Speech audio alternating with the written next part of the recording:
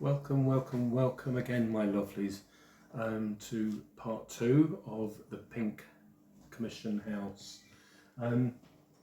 As I said in the last part, today in this video I will be driving a digger into the garden to dig up all the turf and the pathway. And the reason I'm reminding you that I said that is because someone made a comment on the last video and said that when he was wiring his house some time ago, his 3-year-old nephew was visiting, and his dad was an electrician, so of course they all had to wear hard hats because they were doing electrical work, construction stuff. They had to put an isolator in just in case they blew themselves up.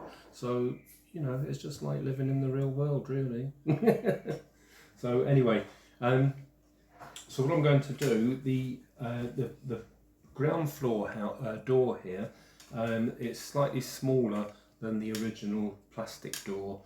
So what I've done is just put in a couple of strips of wood down each side, just at the same depth as the wall, and a little bit along the top there.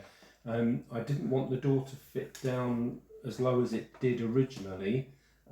So what I've done is put a bit across the top there, but still left a little gap, so I can actually slide the door up and hold it in place, and then it's just going to leave a little, if I lift it up like that, it just leaves a little gap underneath at the bottom of the door there, because I'd like to build a little step in as well, just to make it look more pretty and more realistic.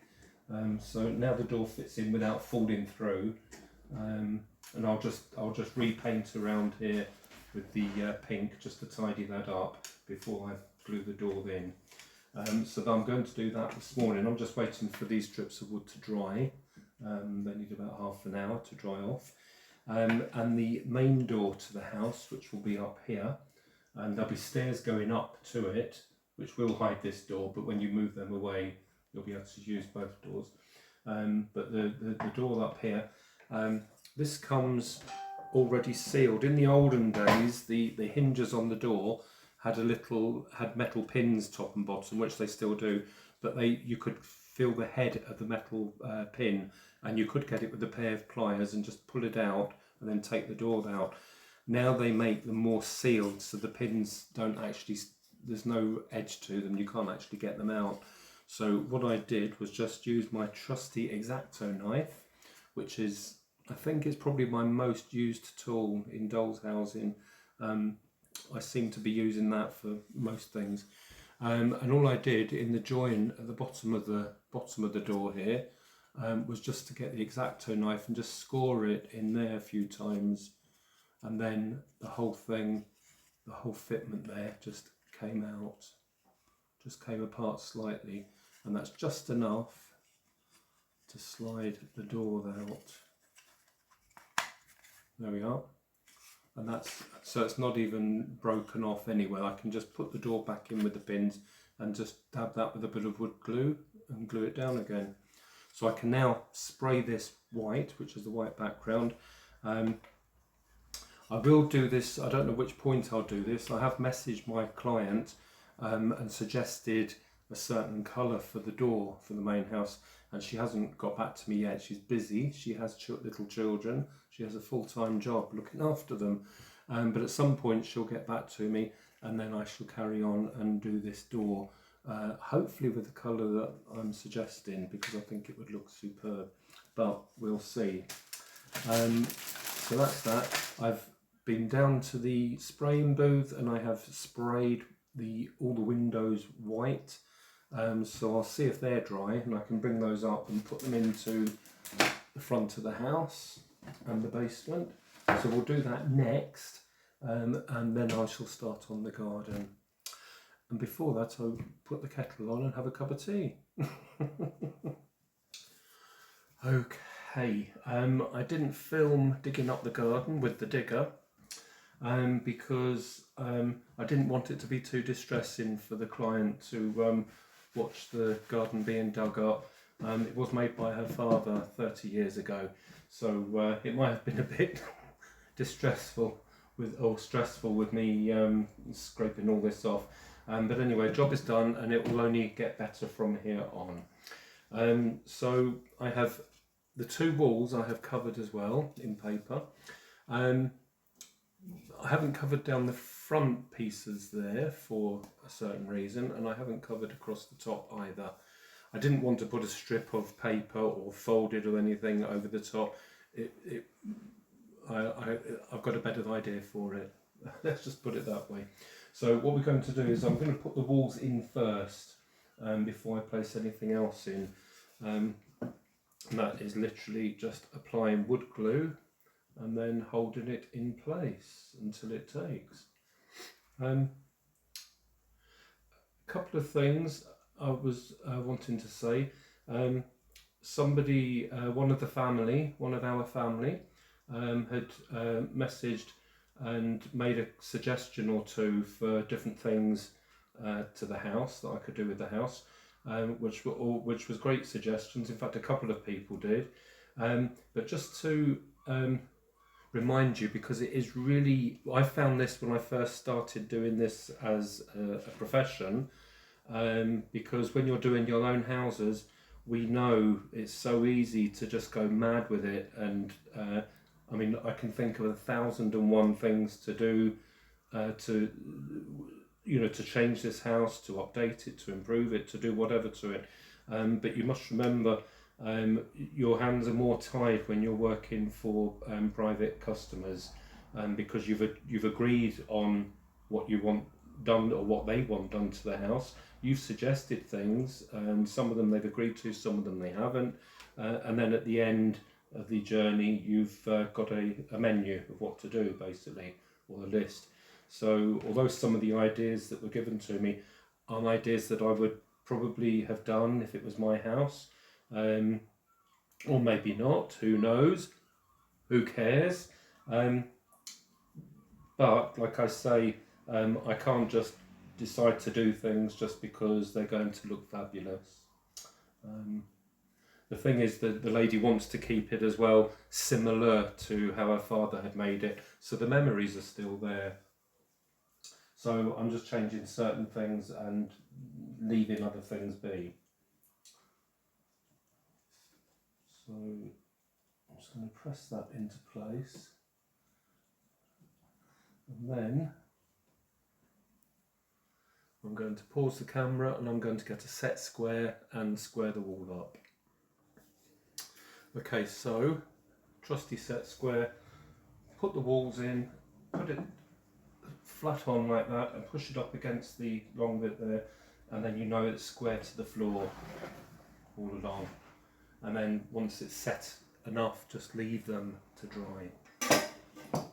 Right, now what I'm going to do now is to put in the brickwork along the bottom of the wall there, which I think would look really pretty instead of it just going down to the ground. So I've cut 3 rows of bricks there, but just again, I drive myself mad with when I think of attention to detail.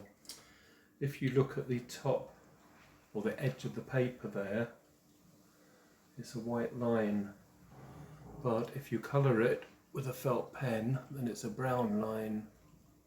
It's probably not very easy to see, or a red brick line. So I've basically just covered the edge of the paper, so underneath there isn't coloured, and then along the top there it is. So when you lay them in, if you lay them in and really look at it, you can just see that fine white line along the top. As I say, people don't really look at houses that with a magnifying glass, but if you know it's right, that's what matters. So I'm just going to do that to both strips and use a felt pen and just go along the top edge, get them the way up that I want them. There is a right way up for these bricks actually. And then I'm just using the side of the felt pen and just going along the top edge.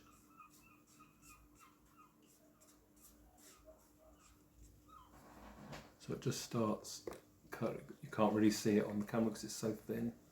Maybe you can.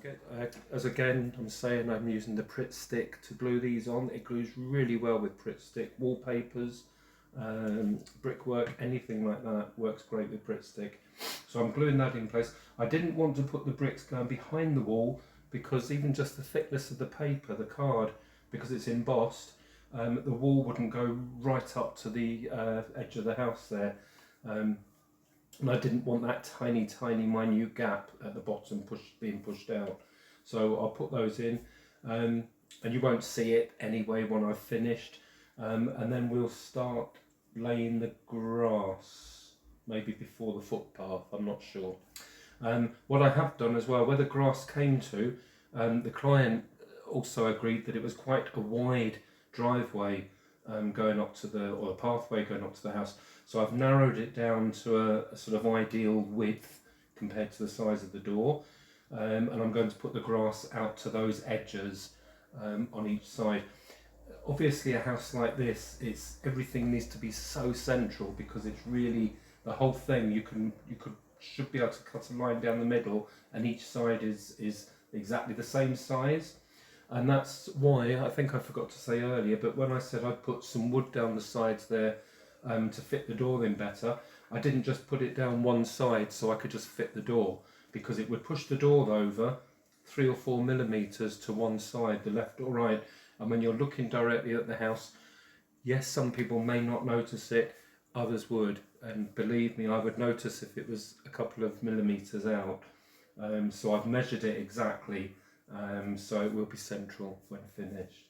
So right, I'll get those stuck in, and then I'll show you the grass. In fact, I'll show you the grass right now, because I have it in a box under the video here. This is the one that I'm using. I'll hold it up there. It's a new one that Streets Ahead do, and it's a summer mix. That's the one. It's a really nice light colour, and the spring mix was much darker, and I think they have a autumn mix or winter mix, which is more dead looking. But the summer mix has just got the green, the bright green, but it's got tiny bits of dead grass in it as well, and it's more of a pile on it now, this new stuff. And it's not so flat like felt. It's actually got a texture to it, so you can feel all the little bits of grass. So I'm going to cut out the right size to glue on the garden each side here, and then I'm going to add another layer on top of just this piece of grass to make it even more realistic looking. So I shall get on with cutting that, and then we'll see what we're up to next. And of course, as any good gardener would know, once you've laid your turf in your garden, you then have to keep it down solid to the earth so that it makes a nice contact with the earth by using a 6-pack of not lager, baked beans. There's no lager in this house, but we do have plenty of beans. So there's gin and tonic in this house. And I might need one after this. I do love my gin and tonic now and again. So just a load of cans, something nice and heavy. Keep it flat, leave it on there for a good time until it's definitely dry. We don't want it coming off at the edges. And then I don't have enough cans, sadly, but I shall then lay the second piece of grass, and hold that down. I just wanted to show you this roll of grass that I'm using. It's on a sort of very stiff brown cardboard, which is really easy to use the Pritt stick on. I covered it really well with Pritt stick, and the good thing is once you do that, it actually sort of uncurls the curl. So where it wants to roll up all the time, it does sort of flatten out a bit once you put the glue on. But I also go over the base, I haven't laid grass like this before on this kind of house. So I also went on the base with the Pritt stick across and up and down. So it had 2 layers of glue to glue it down. So I'm sure it's going to be there for hopefully as many years as the lady's father, when he put it on first of all. Hopefully it will still be there in 30 years to come, the same. So we're now just going to sit and let the grass set. Right, Okay, so I did indeed finish laying the turf on this side as well. So the grass is now being laid. And I've done the step and I've done something for the top of the wall, so I shall show you that now. I got up nice and early this morning. In fact, it's so, well, especially in the summer when it's light, it's so hard to sleep. But if you're anything like me, when it comes to dolls' houses, I mean, I literally sleep, drink, think, read, eat dolls' houses, and it's all I can seem to think about. This house would not function without John Boy being here to do all the rest of the stuff. Oh, I am so much in that boy's debt. But no, I'm sure there's some of you out there that feel the same, that it's so difficult to sleep some nights because you just can't get to sleep thinking about what you're doing next on your project. And then if you do get to sleep, you wake up at some point through the night and you start thinking again what you're doing next to your project. And you imagine going through all the motions of doing what you're doing. And then before you know it, it's daytime again. So that is the burden we have to bear. I've also put I don't know if I had done that before, but I've put just 3 rows of brick around the bottom of the house there. I think it just finishes the base of the house off really nicely. I've also cut out with a bit of 9mm MDF, I've cut out a step, and what I did do was to use my Dremel machine, and I'll show you there. I've just put a round sander disc on it. And all I did with the not the bit that's going against the door or the floor, but the top area of it, I've just gone round it with a sander, and I've just made it sort of rough, bumpy, curved edges, no sharp edges, so it doesn't look like a block of wood. And also I have made 2 of these, again with 9mm MDF, and on the top of them I've just rounded them off at the corners and the edges, and I've made them all lumpy bumpy up and down just by doing this by hand, not holding it in a vice, so it just came out all organic and rough. Okay, because that's the effect that I want. So let's just put this down here at the moment. I did that outside, obviously. It does create some dust when you're doing that, and even though I was outside, you'll be glad to hear that I did at least wear a mask again, so that I wasn't all heavy breathing and asthmatic for you guys. So I've done that first of all to make these all nice and rough, and now I want to paint them. I'm going to paint them the same colour as the house, the Suffolk pink that I had made up. So after doing that, I also wanted texture on them, so another layer of something else. So I went to a friend's house over the road and got some sand that they were using, some building sand, and mixed it with some of the Suffolk pink paint. So it's got lots of grains of sand in it. So if I should tip that down a little bit. So it's all mixed in very well, and then if you just get it, you'll find it does sort of drop off in bits now and again because it's got sand in it, so it doesn't go on, stick on as well as paint, so sometimes little bits drop off, but that's okay, you can just clear up afterwards. And then as you paint that on and leave it to dry, I won't sit here and do the whole thing for you, it does take a little while, you have to sort of work it in, but afterwards you won't see brush strokes of anything, so it won't look as if it's been painted. It will look organic, and it will look like sort of concrete, sort of rough concrete mouldings, hopefully.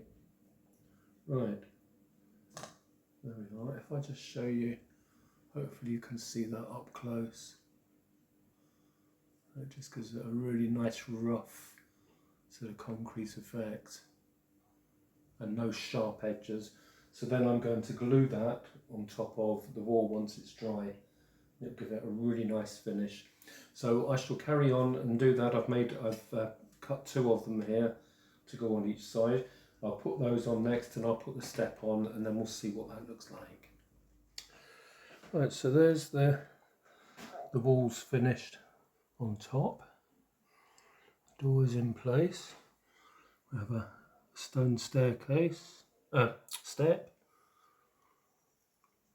and that wall there. I think an improvement so far. So, okay, so we've got the pathway here left to do.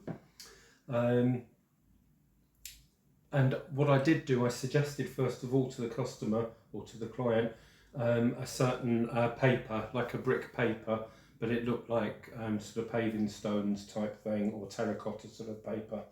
And it looked fine, it looked okay, and she agreed on it. That was fine. And then I thought, no, it would be easy just to cut a strip of paper out and stick it on. Instead, I'd made another suggestion and the client said yes. So I have got a cereal box, cut out a rectangle so it fits exactly in that space. And then I'm going to cover the piece of cereal card with cut up egg boxes. I'm sure lots of you have seen this done before. Everyone does it in different ways. This I did a certain way when I did the French haberdashery or the Parisian haberdashery shop and house. If you look at one of those videos where I did the walls on the outside, I kept the blocks more squarish because they were like building blocks. This I want more of a sort of very organic rough stone effect.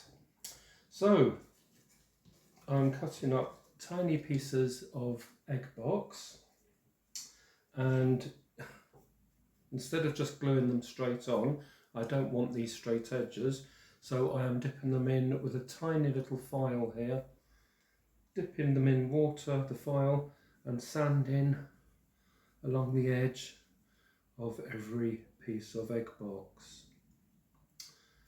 And when it dampens it and you file it, it starts roughening up the edges. So it starts doing that, and then you can just get your nails and just pull bits off here and there just to take away from the really straight edge. Now it's nice and soft, like so.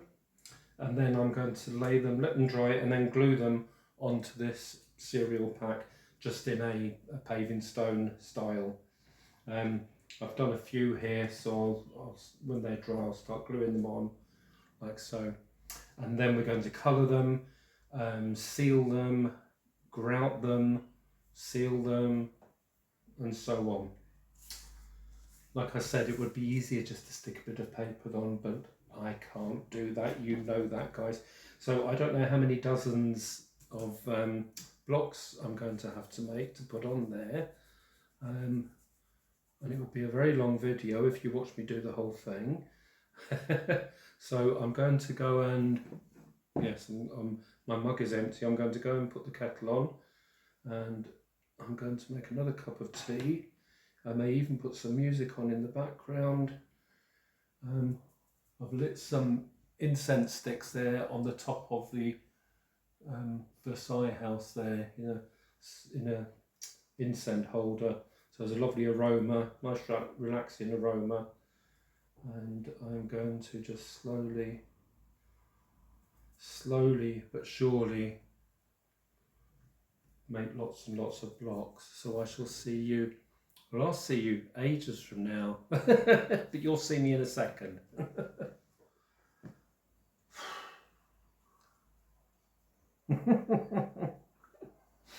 Okay, what is the time?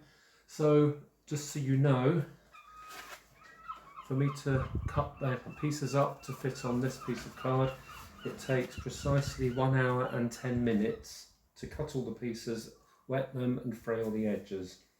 And 2 cups of tea. Don't forget the tea. Without that, it would have been 3 hours. So I don't want to put glue on them when they're wet, and some of them from the beginning have dried already. So I shall let them all dry, and then I'm going to stick them on in a sort of brick effect pattern, and then we'll start colouring them in. So we're getting there, slowly but very, very surely. Right, now I ended up, once I'd stuck all the pieces on after they had dried, I stuck them on with a Pritt stick, and then let that dry, and by that time the day had gone on quite a bit. So this is now another day. Hi. Right, okay, so colouring the path. Let me show you first of all. This is the rough shaped pieces of egg carton stuck on the cereal card. What I do then, or what I'm going to do for this one, is the colouring, which colours I'm going to use, and I'm going to do more of a sort of sandstony sort of shades rather than a sort of slate grey paving. So it's going to be a lighter coloured path, because I think it keeps it nice and fresh, and then just have the dark slate roof at the top, and the whole thing should contrast really nicely. So what I'm going to do with this path is I'm going to use 3 colours, and I'm going to use the middle tone first of all over, and then I'm going to let that dry, and then I'm going to do the highlights and the darker bits as well. So I'm just going to put this on first of all. I haven't put any sealer or anything on this. I'm just going to paint the egg boxes as they are, let the colour soak in. And it doesn't have to be exact, you can miss little bits out here and there because you've got the roughness of the egg boxes. So I shall just carry on, and I'll just show you a little bit how rough I'm doing it, sort of thing, and you can see it's just started to rain here today, which is a shame, a little bit cooler. So as you can see, it's not covering it completely. So that will be the under base, and I'll do that all over and let that dry, and then we'll go into the other colours. So I shall pause the video while I carry on with that, so I don't bore you to tears. Go and put the kettle on perhaps, and make another cuppa, which is what I'm going to do for me. Right, so then I'm going over it with a lighter colour, but not covering it, just sort of dabbing it in, and then rubbing it here and there. So it's just starting to add highlights to it, and then I shall wash my brush. Okay, so after I've mixed put the 3 colours on and let each one dry and dabbed it on, that's letting you see now. It's not very good in this camera, sorry about that. I wonder why oh, that's a bit better. Why it catches the light like that. So I let that dry, and then I went over it with some Mod Podge, and I'm using the matte Mod Podge. I love my Mod Podge. This came all the way from Chicago on the plane with us, along with other things for dolls housing. So I'm loving the fact that it came from Chicago. I'll be sad when this one is empty, although it's only down to there at the moment, so it's got a long way to go. So I've got the brush and painted a lot of Mod Podge over the whole thing. That has dried, so it's a nice smooth, you can feel it now, nice smooth feeling, and it's sealed it. Sorry about the noise of the rain, folks, but it's coming down on the conservatory at the moment, fairly heavy, so apologies if it's loud. But here we have, what I did was the 3 colours that I used for the stones, I mixed the 3 colours together to get a mid-average tone of all of the 3, and then I mixed that colour with some grouting or polyfiller, mixed that up completely, and then I splodged it on over the whole thing, and then wiped it all with a wet cloth, so it goes into the grouting in between. So that's the colour that you're seeing in between all the paving stones. a mix of all the three. So I think it's looking quite good so far. But we're not stopping there, of course. I know the original path was a brick sort of pattern paper with the grass each side. And that's what it looked like. So, but with this, what I want to do, I'm going to sort of finish off, glue this down to the floor, and then just put a little something along here just to finish it off a little bit, just here and there. And we've got something to do at the front of the garden here, which I shall do quickly next. Right, so John Boy just brought in a gin and tonic. I haven't even had a sip yet, so I may carry on and do this before I have a sip of that. But next job along here to finish off the garden, I have a lot of these coffee stirrers, but they are shaped ones. They've got a little shape there at the top, well, in fact at each end, so these are ideal. What I'm doing is I'm going to make a white picket fencing across the front there. There was one originally in the client's house, and it had broken off completely.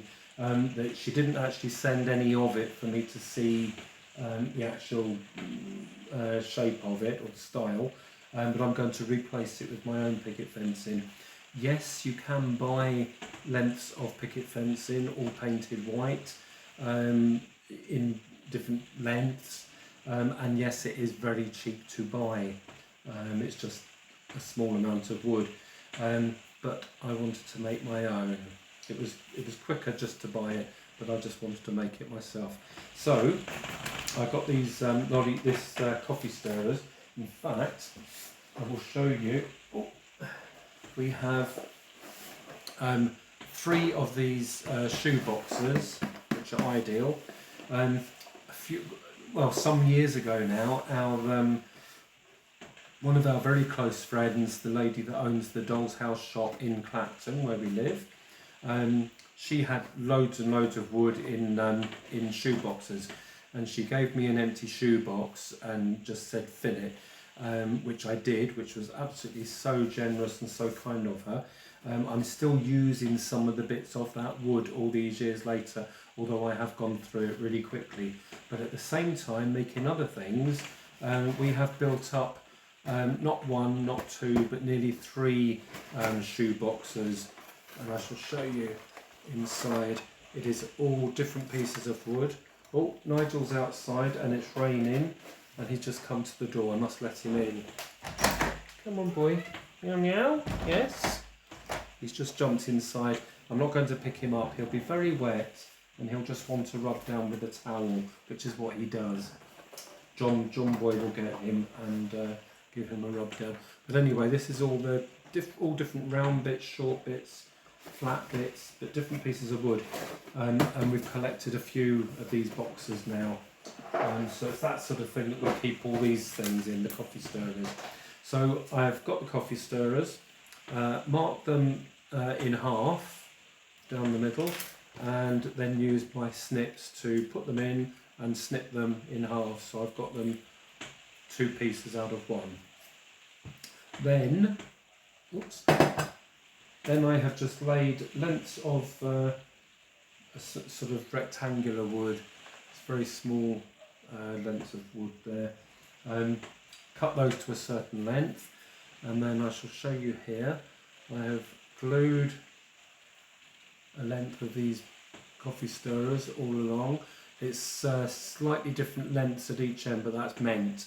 I've been sort of designing my own fencing basically, but that's on the back there, holding them all. Done 2 of those, and then I have painted them white along there. Then, as you can see, I have painted like 4 bits of this rectangular strip wood, and then a couple of posts here. These are just balsa wood. They're lightweight. It doesn't matter what wood you use really, but that's what I had handy. So had those. I'm going to finish, put that up that way. I'm going to finish painting this one, and then we will glue them together and let them dry, and then I can glue them to the front of the garden, and you can see that bit finished. No, I don't think so. That was close, wasn't it, baby? Can never go on clients' houses. Only daddies and John Boy's houses you can go on, but not for clients. Sorry. Right, so as I said, or as I was saying, I shall get this one painted up, and then we'll put them together, and I'll show you how I've designed my own picket fencing. Very exciting. Right, folks. So next thing I did was to oil my chair that I sit on, because every time I turned it squeaked, and not in a good way. So I've oiled that, about time too. So hopefully I can spin round silently. Right, okay, I've gone ahead and put some of this side of the fencing on. I still have a post to put there. And I'm just showing you, I'll bring the camera in and show you properly when I've finished. And I was going to construct the whole thing and then apply it, but I realised it had to be at different lengths, the base wood, to sit against the newel post at the end. So I'm doing it in a piece by piece. So I've put one long bit in there up against the newel post, right up to the path. Then I'm going to apply the fence itself. Hang on, I need a little bit of glue on one end. This end. And glue along the bottom there, of course. And then I shall apply that to the ground there. And then I'm going to stick the other bit of wood in front of it to cover up the front of the posts, plus to hold it much more securely so it won't break easily when the house is being played with. So I should put that on and then hold that for a minute, and then just to let it take, and then I'll put the other piece of wood on in front. I've also been applying some of the little tufts of grass that I showed you earlier in the video along the path and around the sides of the walls, just to give the garden a slight rough look where it's been lawned, but the lawnmower didn't catch the edges of against the walls or the paving there. So it's just where rough grass has been growing in. It's just more attention to detail. I mean, you can just layer it and keep going. But as I keep saying, when you're doing this for a customer, a private commission, you've agreed on so much, and you can't just add everything that you want to. It doesn't work when you're working for somebody else, unless of course they give you free rein and just hope for the best at the end. But that's not usually the case.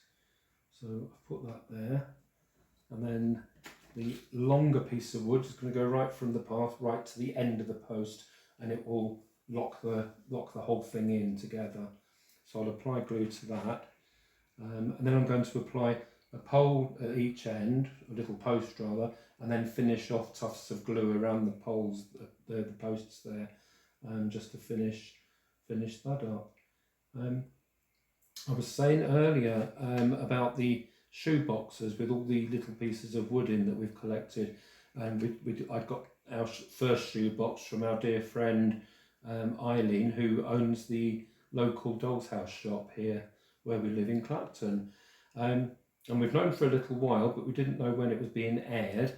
But I can tell you guys now that those of you that live in the UK and have television, she's the shop that is going to, hopefully they'll show a bit of it, but the people came to film to put it on television in a programme. I'll put the programme up on the screen, the poster for it, so you can pause it and write it down.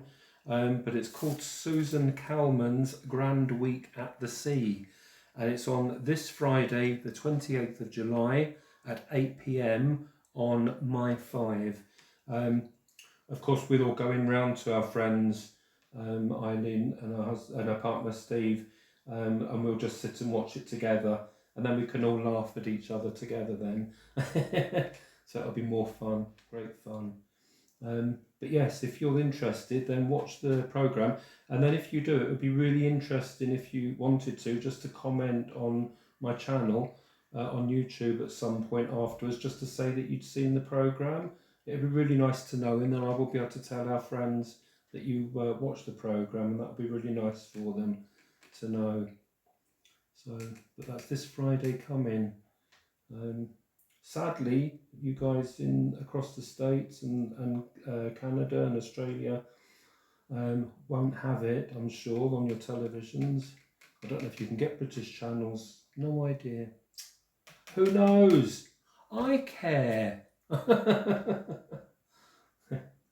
Sometimes I don't like to say who cares. Right. So we'll apply that. Wipe the glue off the fingers. We don't want messy bits of glue on the wood, like so. And then push that down firmly into place, and that sandwiches the posts in between the two bits of wood, and that will keep them nice and secure, which will be just fine. And that goes up right up against the front of the house, which is excellent. All made to measure, as I like to say. So I'll hold that for a minute or two just to keep that in place, and then I'll put the posts on at the end, and I'll finish putting the tufts of grass round, and then that will be the garden finish. So I'll get back to you when I'm applying the bits of grass, so you can just see me putting the tufts of grass on. But until then, I shall just hold this for a minute. Right, okay, so that's the garden fencing done. And if I can get this apart, a little bottle of super glue. These tufts of grass, they do come with a sort of sticky pad underneath, but they're not sticky. Don't let them fool you. Definitely need gluing on manually. If I stand up for this, and I can just push them in around the base of the poles there. I keep calling them poles. Around the base of the posts. And that just finishes off the edge of the wooden pieces and looks where it looks like the grass has grown round under the posts, coming out all angles.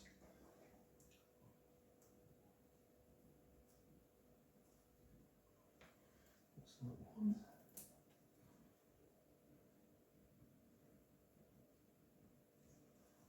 Another piece here.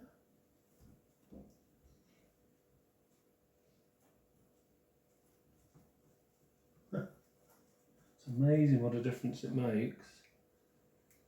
Just little bits of grass, and I've got the loose grass as well, so I can gather bits up together if I want and clump them myself. Basically, so let's just pull off some. Might as well use the whole pack. Why not?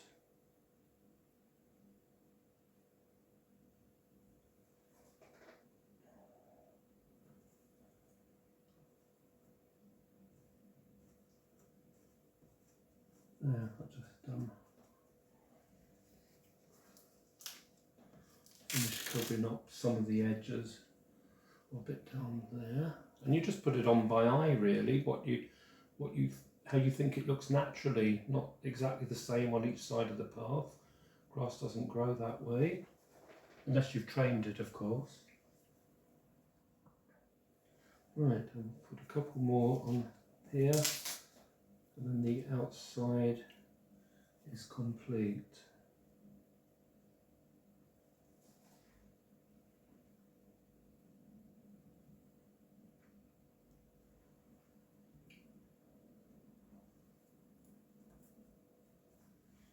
On there, I'll sort of leave this a day and look at it again, and then as I say, I might add little tufts of grass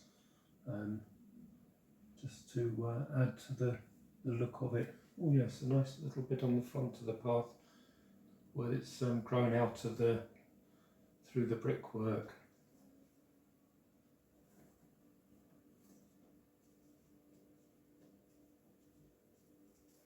There, okay. So let me get you guys closer, close up. As you can see, a lovely cup of tea has appeared, as if by magic. John Boy. Right, so let's get you closer and you can have a proper look. Okay, so here you can just see the odd bits of grass growing out over on the edge of the paving. And I've done some, I don't know if you can see it clearly, but I've put some around the edge of the walls as well. Just little tufts here and there, just at random. And then it's sort of just gives it a nice rough edge there, instead of seeing the brickwork coming down straight to the ground, and little bits around the posts there. I think that looks really good. I'm really happy with it. Okay folks, I hope you enjoyed this part of the pink house, part 2. Part 3 I will be starting almost immediately, so it should be on fairly soon. So cheers. Oh, lovely cup of tea.